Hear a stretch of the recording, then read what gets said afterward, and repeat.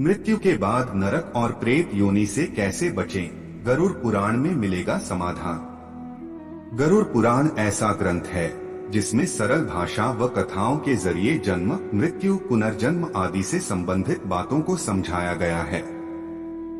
इसलिए इस पुराण को 18 महापुराणों में एक माना जाता है। मृत्यु के बाद नरक और प्रेत योनि से कैसे बचें, गरुड़ पुराण में मिलेगा समाधान। सनातन धर्म में कई वेद, उपनिषद, ग्रंथ, पुराण आदि हैं, लेकिन इन सभी की तुलना में पुराणों में सरल भाषा का प्रयोग किया गया है, जिसमें कथा, कहानियों और श्लोक के जरिए समझाने का प्रयास किया गया है।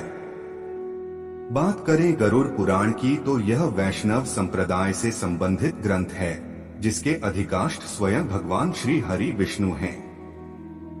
गरुड़ पुराण में 289 अध्याय और 18,000 श्लोक हैं।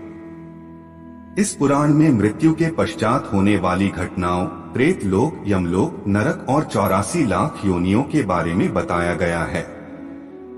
साथ ही गरुड़ पुराण में प्रेत योनि और नरक से बचने के उपाय भी बताए गए हैं।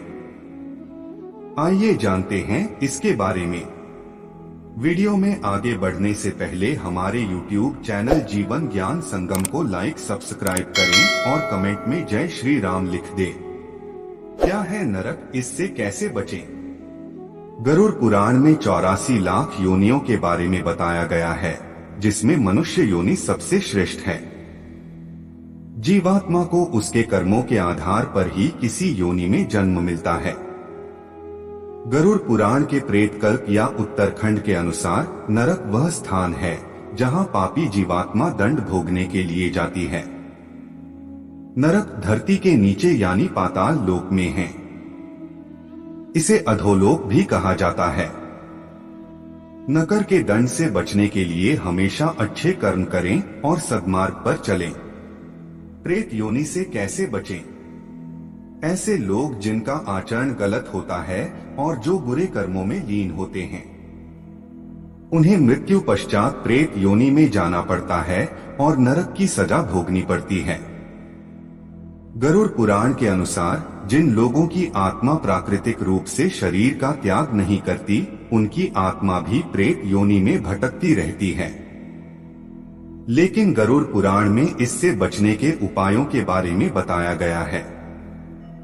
यदि आप मृत्यु पश्चात प्रेत योनि में नहीं जाना चाहते हैं तो समय समय पर दान जरूर करें, धार्मिक कार्य करते और कराते रहें, साथ ही पिंडदान और श्राद्ध कर्म भी करें। इन कामों से आत्मा को प्रेत योनि में नहीं भटकना पड़ता है।